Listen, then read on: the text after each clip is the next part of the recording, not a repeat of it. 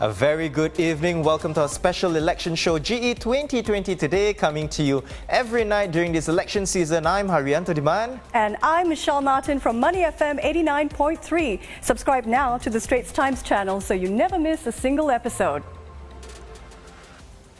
It's day 2 of the 9-day general election, and campaigns and parties are doing everything that they can to win over voters. Tonight, 4 candidates from 4 parties faced off in a political debate.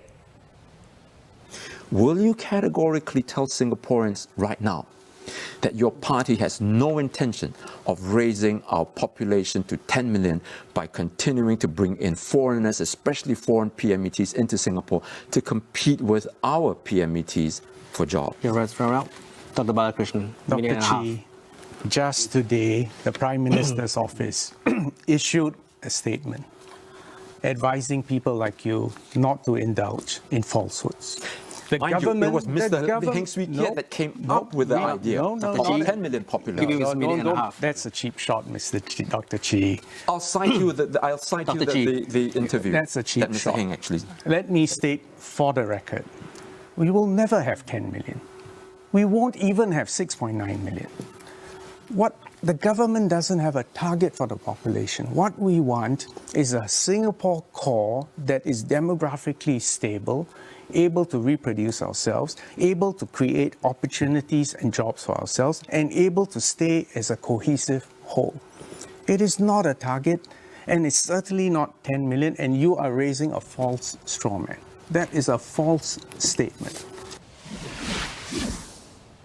Dr. Vivian Balakrishnan of the People's Action Party and Dr. Chee Soon Juan from the Singapore Democratic Party in a testy exchange there during an hour-long debate which also featured Mr. Francis Yuan from the Progress Singapore Party and Mr. James Lim of the Workers' Party. The 4 candidates sparred over jobs, schools and the elderly. We have elderly people not being able to even make ends meet, having to sell cardboard. And then you have ministers like you making $150,000 a month. That is simply not right. We absolutely need to take care of our elderly that lives among us. I had shared previously in other fora that it is really a crime that we see the elderly continue to feel that they have to work in order to have make ends meet. We have a first world country, so to speak, gleaming skylines and all the infrastructures that looks beautiful from the outside. But majority of people are actually third world citizens from the viewpoint of poverty. There was number quoted that you have more than 100,000 households living in poverty, which is about 200,000 people. Something is wrong. We have not lost our roots and our focus.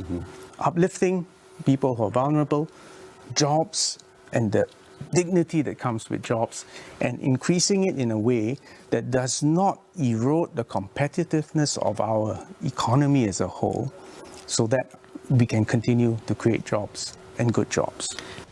A lot of campaigning is also taking place online, including an e-rally by the PAP East Coast team just earlier.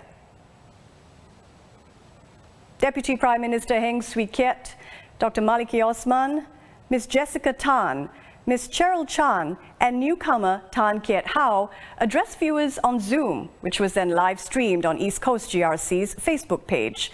They spoke on the theme, A Better Home for East Coast, and what home meant to each of them.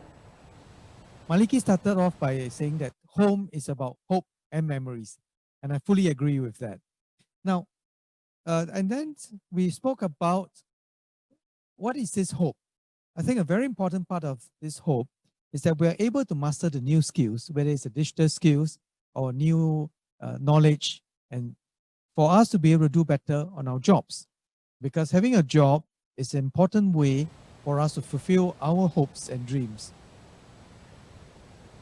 Now, earlier this evening, Mr. Heng was back in his old stomping ground of Tampines, going on a walkabout alongside Mr. Massago Zulkifli, the PAP's new anchor minister in Tampines. Mr. Heng took the opportunity to bid farewell to his former constituents as he turns his attention to winning over voters in East Coast. So I hope that East Coast residents will give me the opportunity, and my team in the East Coast now, an opportunity to serve them and to serve Singapore. But I leave, although with big tinge of sadness that it's a place that I've grown very attached to over the last 10 years. But I leave Tampines with a very great satisfaction of what we have done, and also in having a strong team to continue this work to serve our residents and to serve Singapore.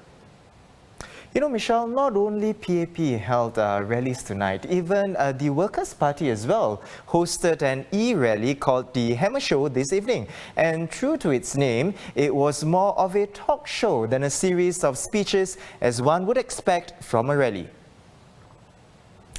Party Chairman Ms. Sylvia Lim and Secretary General Mr. Pritam Singh hosted the 40-minute show, and they discussed various issues with party members Mr. Dennis Tan, Mr. Abdul Sharif and Mr. Chua Keng Wee. The party urged voters to elect them for diverse voices in Parliament and to ensure scrutiny of policies that will take Singapore into a post-COVID world. In these uncertain and worrying times brought about by the COVID crisis worldwide, and given the uncertain leadership demonstrated by the PAP 4G leadership, it is not the right time to give the PAP a strong mandate. Far from it. It is actually the right time to elect more WP MPs into Parliament to scrutinise the government to ensure that Singapore comes out from the COVID crisis in the right way. Mr. Tan, who is contesting Hougang SMC, also addressed the ruling party's claim that the opposition will not be excluded from Parliament as there will be 12 non-constituency MPs, saying that the scheme prevents opposition parties from laying roots in constituencies.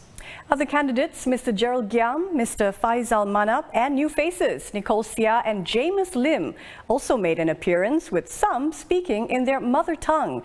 Ms. Nicole Seah, who is running an East Coast GRC, appealed to millennials directly. She reminded them to vote wisely, saying that it is they who will be helping rebuild Singapore after the pandemic.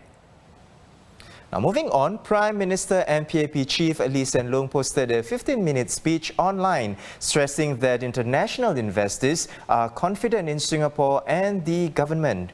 He said that despite the global coronavirus pandemic, the Economic Development Board has in the first 4 months of this year secured $13 billion in new investments. Mr. Lee says the top priority for the next government will be to save jobs and businesses. Residents in Patong Pasir SMC can look forward to a polyclinic or more disability support over the next 5 years, depending on who they send to Parliament. Incumbent PAP candidate Sito Yipin, who is seeking a third consecutive term as MP, has promised a polyclinic, an activity hub and programs like digital skills upgrading for the middle-aged and senior residents. His challenger, SPP's Jose Raymond, wants to set up a community geriatric program to improve access to mental health and disability support for residents and work with seniors and the physically disabled to identify physical hazards in the area. Now moving on, come polling day on July 10th, those who are sick or on stay-home notices will still be able to cast their vote. A special voting hour will be set to cite them. This arrangement applies to voters who are serving stay-home notices at home, those with medical certificates for acute respiratory infections, and those who have a fever of 37.5 degrees Celsius and above. These groups of voters can only vote between 7 p.m. and 8 p.m. Now, if they show up at the polling stations before 7 p.m., they will be turned away and asked to return during the special hour. These voting arrangements will allow voters to exercise their right to vote and at the same time minimize contact with others. But COVID-19 patients and those under quarantine orders will not be allowed to vote. So, Michelle, do you know where you will be voting on July 10th? I will be making a difference in Bukit Batok SMC. There you go. Now, for voters who are unsure, as you can see, Michelle is, I know where I am going to be as well at Tampines, about their polling station or the timing of their recommended 2-hour voting time slot. There's no need to worry. You can now find the answers online by visiting the Elections Department website, entering your NRIC number and making a polling station inquiry. Remember, polling stations will be open from 8 in the morning to 8 in the evening. On polling day, voters will also be able to suss out how long the lines are by visiting the website voteq.gov.sg. gowhere.gov.sg. It's a small world in politics, especially in a country like Singapore. Take Education Minister Ong Ye Kung, for instance. It turns out the new PAP candidate, Xie Yao Chuen, is his cousin. And netizens have been quick to point out their resemblance. According to Mr. Ong, their mothers are sisters, which makes them first cousins. Mr. Xie says he's grateful for the advice Mr. Ong has shared since his entry into politics. You see, Michelle, not only are they related, we also have other politicians as well who are quite related as well. Politics can sometimes even put relationships to the test, but not in this case. Workers' Party candidates He Ting-ru and Terence Tan are running in the election for the first time as husband and wife. They got married in 2016 and have 2 children. Now, according to Ms. He, they don't argue about politics at home. Do join us again tomorrow when we'll bring you more developments from the campaign trail. You can also get updates by following the live blog on our GE2020 microsite for all the latest election news.